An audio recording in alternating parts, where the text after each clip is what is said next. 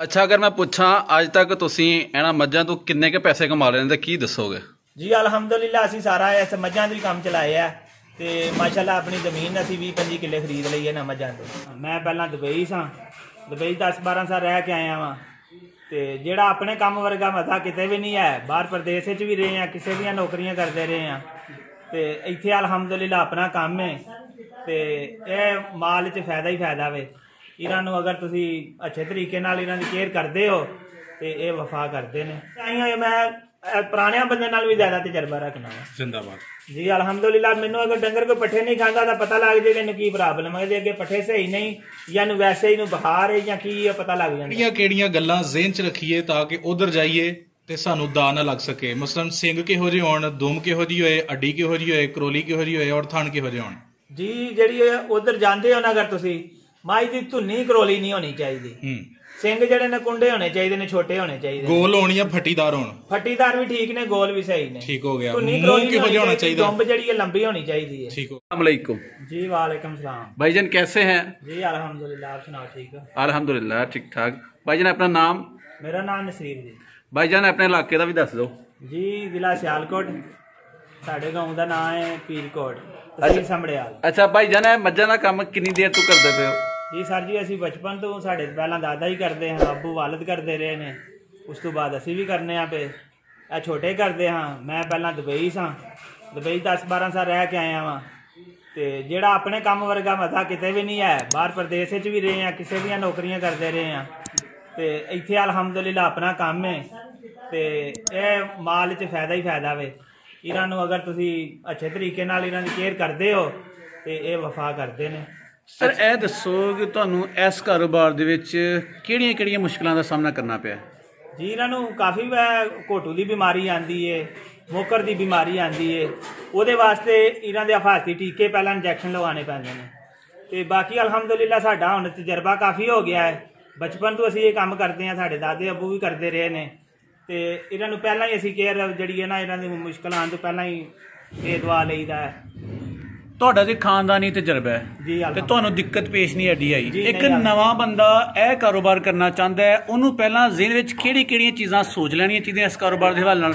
ਕਿਹੜੀ ਰਿਸਰਚ ਕਰ ਲੈਣੀ ਚਾਹੀਦੀ ਹੈ ਤਾਂ ਕਿ ਉਹ ਚੀਖਾ ਨਾ ਮਾਰੇ ਇਸ ਕਾਰੋਬਾਰ ਵਿੱਚ ਆ ਕੇ? ਜੀ ਮੇਰਾ ਤੇ ਇਹੀ ਮਸ਼ਵਰਾ ਹੈ ਕਿ ਅਗਰ ਨਵਾਂ ਬੰਦਾ ਕਰਨਾ ਚਾਹੁੰਦਾ ਹੈ ਉਹ ਪਹਿਲਾਂ ਥੋੜੇ ਜਿਹੇ ਜਾਨਵਰਾਂ ਨੂੰ ਕਰੇ, 1-2 ਜਾਨਵਰ ਰੱਖੇ ਤੇ ਅਲਹਮਦੁਲਿल्लाह ਬਾਕੀ ਮਸਲਾ ਨਹੀਂ ਆਂਦਾ। ਦੂਸਰੇ ਕਿਸੇ ਪੁਰਾਣੇ ਬੰਦੇ ਨੇ ਇੱਥੇ ਜਿਵੇਂ ਸਾਡਾ ਤਜਰਬਾ ਜਾਂ ਕਿਸੇ ਹੋਰ ਭਾਈ ਦਾ ਵੇ, ਉਹ ਉਹਨਾਂ ਕੋਲ ਪੁੱਛ ਸਕਦਾ ਹੈ ਤੇ ਇਨਸ਼ਾਅੱਲਾ ਬਾਕੀ ਡਾਕਟਰ ਵੀ ਨੇ, ਮੈਡੀਸਨ ਵੀ ਹਰ ਕਿਸਮ ਦੀ ਮਿਲ ਜਾਂਦੀ ਹੈ, ਲੇਕਿਨ ਅਸੀਂ ਜ਼ਿਆਦਾ ਦੇਸੀ ਇਲਾਜ ਹੀ ਕਰਨੇ ਆ। ਠੀਕ ਹੋ ਗਿਆ। ਅੱਛਾ, ਤੁਸੀਂ ਕਿਸ ਹਵਾਲੇ ਨਾਲ ਕਿਹਾ ਕਿ ਜਾਨਵਰਾਂ ਦੀ ਅੱਛੀ ਸੇਵਾ ਕੀਤੀ ਜਾਏ? ਅੱਛੀ ਸੇਵਾ ਤੋਂ ਕੀ ਮੁਰਾਦ ਹੈ? ਅੱਛੀ ਸੇਵਾ ਤੋਂ ਮੁਰਾਦ ਹੈ ਜੀ ਅਗਰ ਇਹਨਾਂ ਦੀ ਅਸੀਂ ਕੇਅਰ ਅੱਛੀ ਕਰਨੇ ਆ। ਅਗਰ ਛੋਟੇ ਜਾਨਵਰ ਨੇ, ਬੱਚੇ ਨੇ, ਉਹ ਮਾਸ਼ਾਅੱਲਾ ਉਹਨਾਂ ਦੀ ਐਵਰੇਜ ਗੋਸ਼ਤ ਦੀ ਜ਼ਿਆਦਾ ਆਉਂਦੀ ਹੈ, ਦੁੱਧ ਦੀ ਪੈਦਾਵਾਰ ਜ਼ਿਆਦਾ ਹੁੰਦੀ ਹੈ।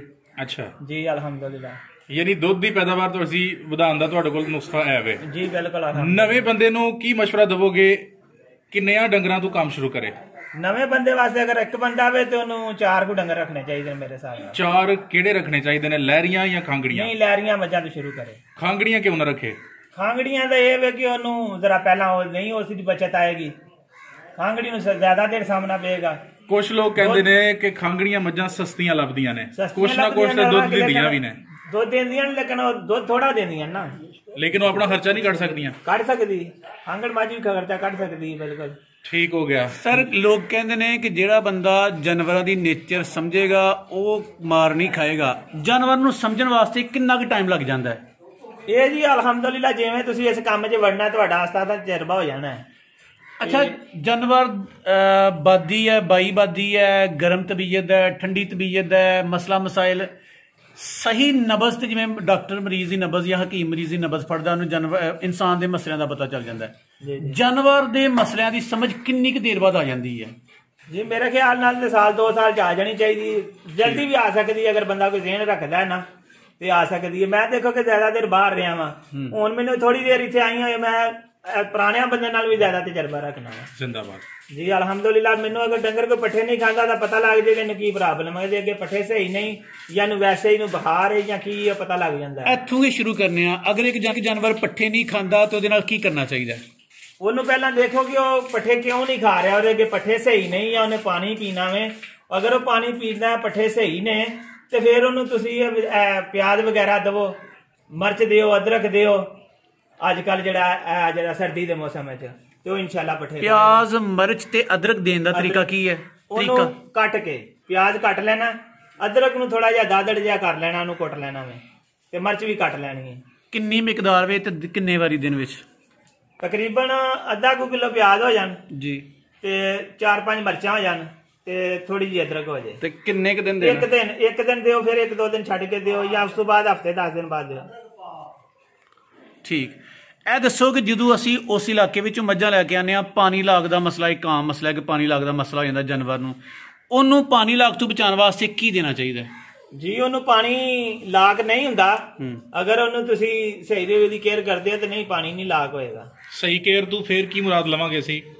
ਮਸਲਨ ਉਹਦੀ ਆਂਦਿਆਂ ਹੀ ਤੁਸੀਂ ਇੱਕ ਅੱਗੇ ਛੋਟੇ ਨੇ ਤੁਹਾਨੂੰ ਦੱਸਿਆ ਕਿ ਉਹਦੇ ਵਾਸਤੇ 5 ਗ੍ਰਾਮ ਜਿਹੜਾ ਟੀਕਾ ਨੇ ਇੱਕ ਬਹੁਤ ਅੱਛਾ ਹੈ ਉਹ ਦਿਓ। ਬਾਕੀ ਉਹਨੂੰ ਇੱਥੇ ਦਾ ਜਿਹੜਾ ਨਾ ਪਿਆਜ਼ ਜਿਹੜਾ ਨਾ ਜਿਸ ਇਲਾਕੇ ਤੁਸੀਂ ਲੈ ਕੇ ਆਏ ਹੋ ਉਹਨੂੰ ਉਹ ਦਿਓਗੇ ਤੇ ਉਹਦਾ ਪਾਣੀ ਲਾਗ ਨਹੀਂ ਹੋਏਗਾ। ਅੱਛਾ, ਉਹ ਟੀਕੇ ਦਾ ਨਾਂ ਦਾ ਪਤਾ ਜੀ? 5 ਗ੍ਰਾਮ ਉਹਨੂੰ ਕਹਿੰਦੇ। 5 ਗ੍ਰਾਮ ਕੇ।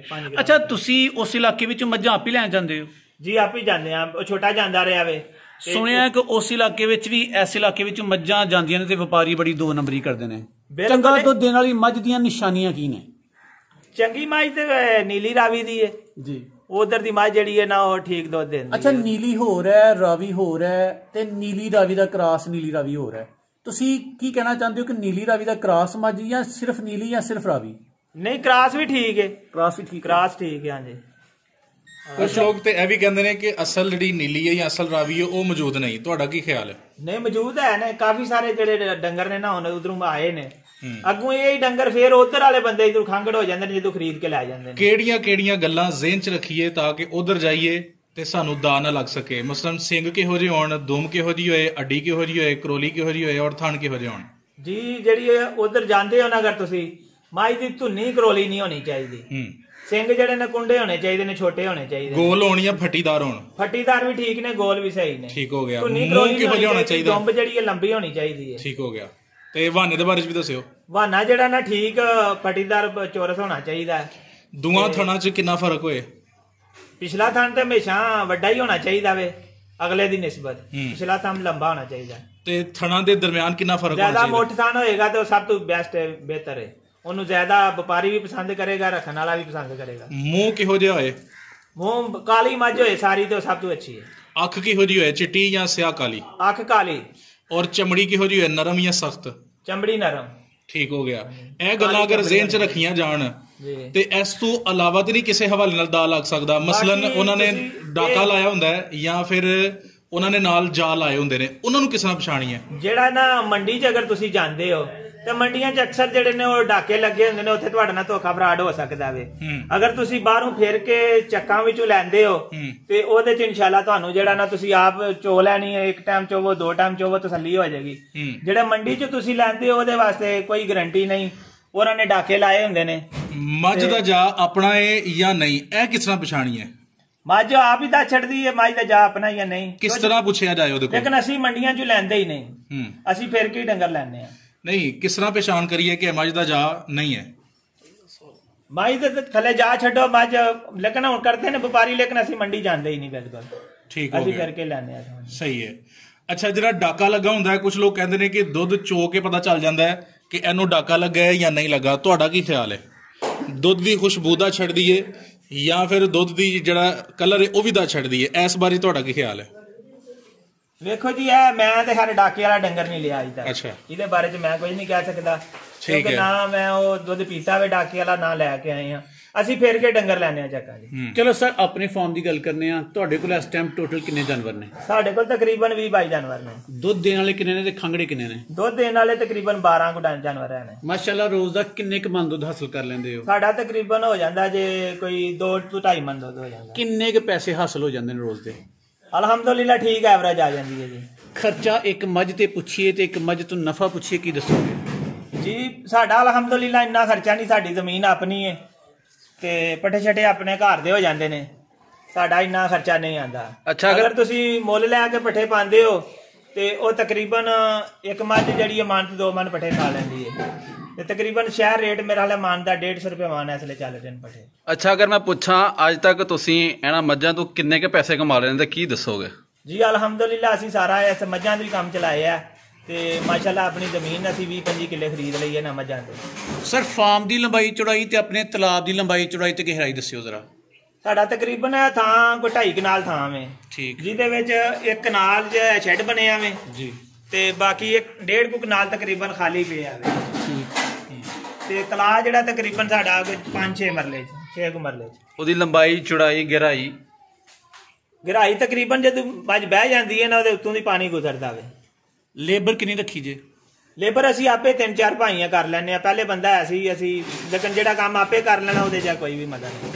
ਤੁਹਾਡੇ ਕੋਲ ਮਾਸ਼ਾਅੱਲਾ ਗੱਡੀ ਵੀ ਖਲੋਤੀ ਹੈ, ਦੁੱਧ ਆਪ ਹੀ ਵੇਚਦੇ ਹੋ ਜੀ? ਆਪੀ ਅਲਹਮਦੁਲਿਲਾ। ਠੀਕ ਹੈ। ਕਿਸ ਤਰ੍ਹਾਂ ਦੁੱਧ ਵੇਚਦੇ ਹੋ, ਕਿੰਨੇ ਰੁਪਏ ਕਿਲੋ? ਜੀ ਅਸੀਂ ਸ਼ਹਿਰ ਜਾ ਕੇ 100 ਰੁਪਏ ਕਿਲੋ ਦੁੱਧ ਦਿੰਦੇ ਆ ਖਾਲਸ ਔਰ 100 ਰੁਪਏ ਕਿਲੋ ਵਿਕ ਜਾਂਦਾ, ਜਿਹੜਾ ਘਰਾਂ ਵਿੱਚ 120 ਵੀ ਦੇਈਦਾ ਮਾਸ਼ਾਅੱਲਾ ਜੀ। ਸਰ ਕੋਈ ਅਹਿਮ ਗੱਲ ਜਿਹੜੀ ਤੁਸੀਂ ਸਾਡੇ ਨਾਲ ਸ਼ੇਅਰ ਕਰਨਾ ਚਾਹੋ ਐਜ਼ ਅ ਫਾਰਮਰ, ਕਿ ਕਿਸਾਨ ਭਰਾਵਾਂ ਨੂੰ, ਫਾਰਮਰ ਭਰਾਵਾਂ ਨੂੰ, ਨਵੇਂ ਨੇ ਜਾਂ ਪੁਰਾਣੇ ਨੇ, ਉਹਨਾਂ ਨੂੰ ਪਤਾ ਹੋਣਾ ਚਾਹੀਦਾ ਹੈ, ਸਦਕਾ ਜਾਰੀਆ ਦੇ ਤੌਰ ਤੇ ਉਹ ਗੱਲ ਸਾਡੇ ਨਾਲ ਸ਼ੇਅਰ ਕਰ ਦਿਓ ਜੀ। ਇਹਦੇ ਵਿੱਚ ਮਾਲ 'ਚ ਸਦਕਾ ਜਾਰੀਆ ਜ਼ਰੂਰ ਕਰਨਾ ਚਾਹੀਦਾ ਵੇ ਤੇ ਇਹਦੇ 'ਚ ਅਲਹਮਦੁਲਿਲਾ ਫਾਇਦਾ ਹੀ ਫਾਇਦਾ ਵੇ। ਇਹ ਮਾਲ ਘਾਟੇ ਵਾਲਾ ਨਹੀਂ, ਅਗਰ ਤੁਸੀਂ ਇਹਦੇ ਨਾਲ ਅੱਛਾ ਕੇਅਰ ਕਰਦੇ ਹੋ, ਅੱਛਾ ਪਿਆਰ ਕਰਦੇ ਹੋ ਤੇ ਜ਼ਰੂਰ ਇਨਸ਼ਾਅੱਲਾ। ਅਗਰ ਕੋਈ ਤੁਹਾਡੇ ਨਾਲ ਗੱਲ ਕਰਨ ਦਾ ਸ਼ੌਕ ਰੱਖਦਾ ਹੈ ਤੇ ਤੁਸੀਂ ਆਪਣਾ ਨੰਬਰ ਸ਼ੇਅਰ ਕਰ ਸਕਦੇ ਹੋ? ਜੀ ਜ਼ਰੂਰ ਇਨਸ਼ਾਅੱਲਾ। ਮੇਰਾ ਨੰਬਰ 0334 795 2292। ਜਜ਼ਾਕੁल्लाह, ਬਹੁਤ ਹੀ ਅੱਛੀ ਗੁਫ਼ਤਗੂ ਕੀਤੀ ਤੁਸੀਂ। अस्सलाम वालेकुम जी वालेकुम सलाम।